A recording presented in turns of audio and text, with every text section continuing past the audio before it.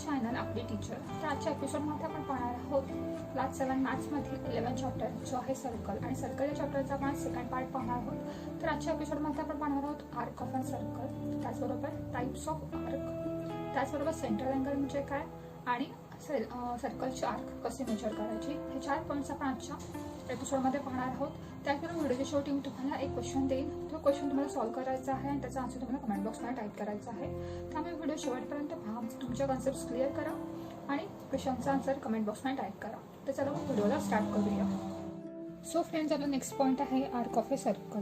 तुम्ही ते बघू शकता, मी इथे एक सर्कल ड्रॉ केलेला आहे आणि इथे एक कॉर्ड आहे, कॉर्ड ए बी. ह्या कॉर्ड ए बीमुळे सर्कलच्या 2 पार्ट्समध्ये डिव्हिजन झालं आहे. त्यामुळे कॉर्ड ए बीमुळे सर्कलचे 2 पार्ट्समध्ये डिव्हिजन झालं आहे, पार्ट ए वाय बी आणि पार्ट ए एक्स बी. पण ह्या पार्ट्सना आपण बोलणार arc of a circle.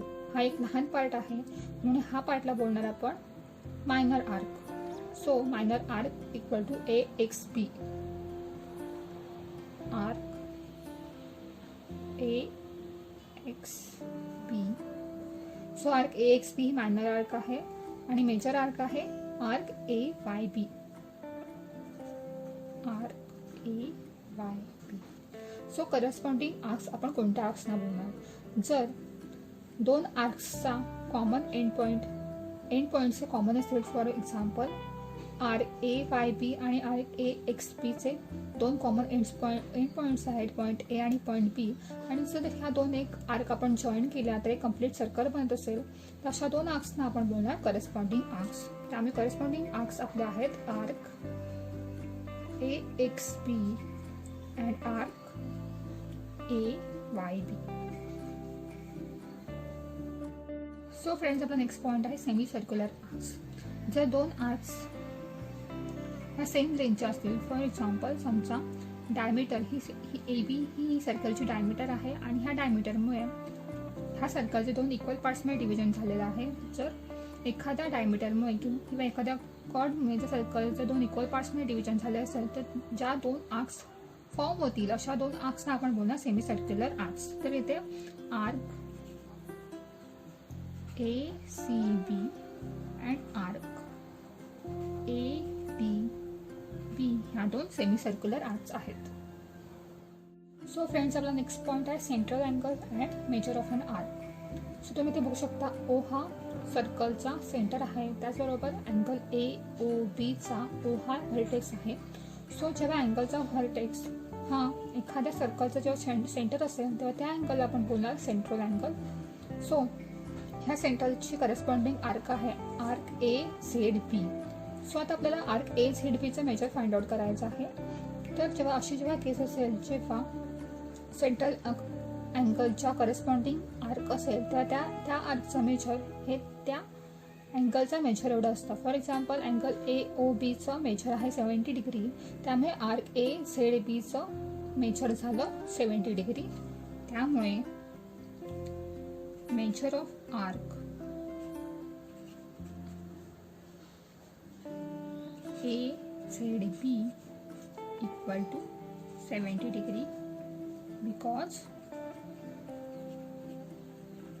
measure of angle AOB is 70 degree and angle AOB is a central angle. So आपल्याला मायनर आर्कचं मेजर फाइंड आउट केलं, त्यात आपल्याला मेजर आर्कचं मेजर फाइंड आउट करायचं आहे. Major of major arc. So इथे arc A Z B ही मायनर आर्क आहे आणि आर्क ए एक्स बी ही मेजर आर्क आहे. सो तुम्ही ते बघू शकता, इथे आपलं 70 डिग्री ऑलरेडी कंप्लीट झालेलं आहे आणि इथे आपण एक कंप्लीट राऊंड कंप्लीट केला. फॉर एक्झाम्पल आर्क किंवा ही जी एक लाईन आहे, लाईन ओ बी, ह्या लाईनने जे कंप्लीट अँगल फॉर्म केला किंवा कंप्लीट रोटेशन कंप्लीट केलं तर ते 360 डिग्रीचं एक रोटेशन कंप्लीट होतं. पण इथे 70 डिग्री ऑलरेडी कंप्लीट झालेलं आहे, म्हणून आपल्याला हे उरलेल्या ह्या साईडचं मेजर आपल्याला काउंट करायचं आहे, म्हणून ते आपल्याला 360 मधून मायनस करावं लागणार. त्यामुळे measure of angle AOB equal to 360 degree minus 70 degree equal to 290 degree. Therefore, measure of arc AXB equal to 290 degree. So इथे काय केलं आपण, हा जो आउटर साईडला जो अँगल आहे अँगल AOB त्याच्या करस्पॉन्डिंग आर्क आहे AXB. त्यामुळे आर्क AXB चा मेजर हे हा जो अँगल आहे त्या अँगल एवढंच असणार आहे. त्यामुळे ह्या अँगलचं मेजर, हा जो आउटर साईडला अँगल आहे त्याचं मेजर आहे 290 डिग्री. त्यामुळे आर्कचं सुद्धा मेजर येणार 290 degree. Therefore major of arc AXB which is a major arc is equal to 290 degree. So friends, आपला नेक्स्ट पॉईंट आहे major of a circle. So जेव्हा ते रेडियसने OA ही ड्रॉ केलेली आहे तर रेडियस हे कंप्लीट रोटेशन जेव्हा कंप्लीट करेल तेव्हा एक पूर्ण रोटेशन जेव्हा कंप्लीट करेल तेव्हा ती एक 360 डिग्री कंप्लीट करेल. त्यामुळे measure of a circle is equal to 360 degree. Next point आहे major of a semi circular arc. तर सेमी सर्क्युलर आर्क म्हणजे तुम्ही ते बघू शकता, डायमीटर AB ही ह्या सर्कलची डायमीटर आहे. त्यामुळे ह्या डायमीटर सर्कलचे 2 पार्ट्समध्ये डिव्हिजन होत आहे. त्यामुळे जे हे अँगल्स फॉर्म होतात, फॉर एक्झाम्पल अँगल AOB हा एक अँगल, हा वाला एक अँगल, त्याच्यावर अँगल AOB हा सेकंड अँगल. ह्या 2 अँगल्स हे जे फॉर्म होतात त्यांचं मेजर असणार आहे 360 divided by 2. 360 degree divided by 2. कारण एक कम्प्लीट सर्कलचं मेजर असतं 360 डिग्री. त्यामुळे सेमी सर्क्युलर आर्कचं मेजर असणार आहे 360 degree divided by 2 means equal to 180 degree. त्यामुळे पूर्ण कम्प्लीट सर्कलचं मेजर असणार आहे 360 डिग्री. त्यामुळे सेमी सर्क्युलर आर्कचं मेजर असणार आहे 360 degree divided by 2 equal to 180 degree. So friends, त्यावरून आपल्याला असं लक्षात आलं की the measure of a minor arc is equal to is corresponding central angle. So minor आर्कचं मेजर हे त्याच्या सेंट्रल अँगल एवढंच असेल, त्याची जी करस्पॉन्डिंग सेंट्रल अँगल असेल ते अँगल एवढं असेल.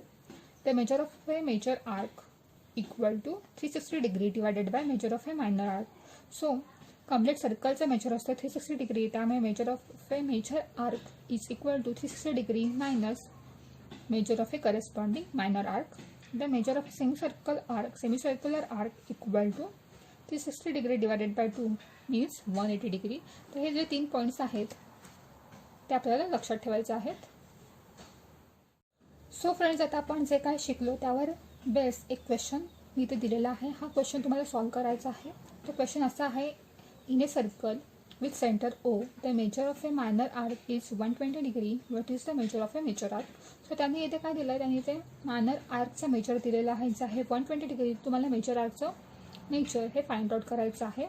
तर हा क्वेश्चनचा आन्सर तुम्ही कमेंट बॉक्समध्ये टाईप करू शकता.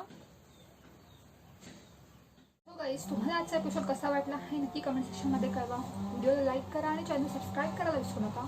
आपण पुन्हा भेटूया असेच एका नवीन व्हिडिओमध्ये. तोपर्यंत बाय बाय.